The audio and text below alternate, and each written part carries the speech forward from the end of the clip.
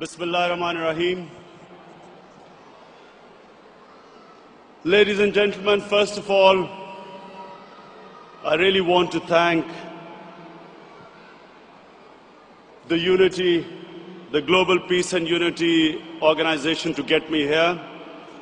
Give me about 15 minutes to talk to you.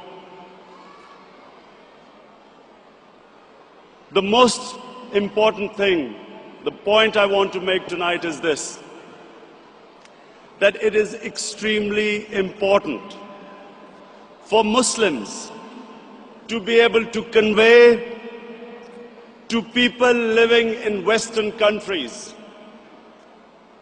that there is no correlation between Islam and terrorism. Unfortunately, through a planned campaign, Islam and terrorism have been linked, and 1.3 billion Muslims are on the back foot, on the defensive, trying to justify that Islam has nothing to do with terrorism. And what the point you need to make is this, that according to the Holy Quran, 124,000 messengers of God were sent on earth, all of them with one message.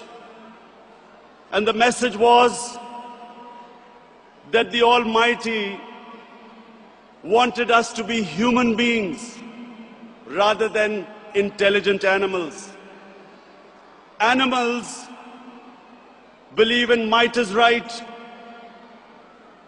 survival of the fittest, whereas human beings have compassion and justice. And Muslims were supposed to be and should be the community that should be compassionate and that should believe in justice, just like every messenger of God to every human community brought the same message.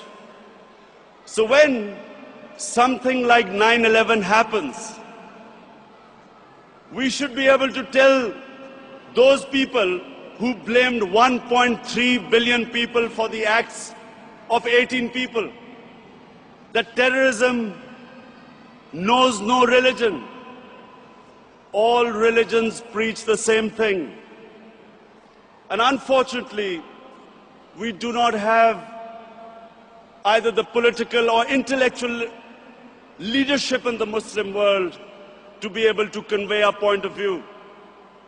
So we have words like Islamofascism, like radical Islam.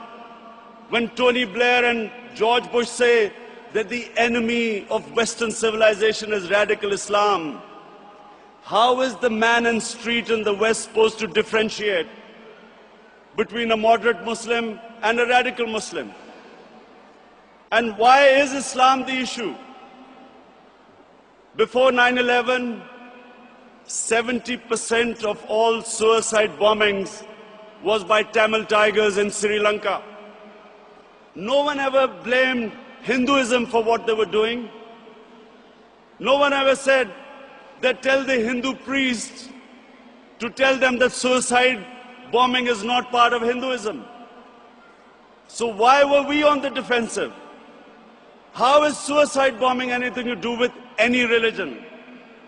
And unfortunately, because we did not have the leadership, and because sadly in the Muslim world, there were people who played along the game, called themselves moderate Muslims. We had military dictators, in order to get Western support, called themselves enlightened moderates, perpetuating this image that perhaps it's something to do with Islam or radical Islam. All human communities have moderates, have liberals, have conservatives, and have fanatics.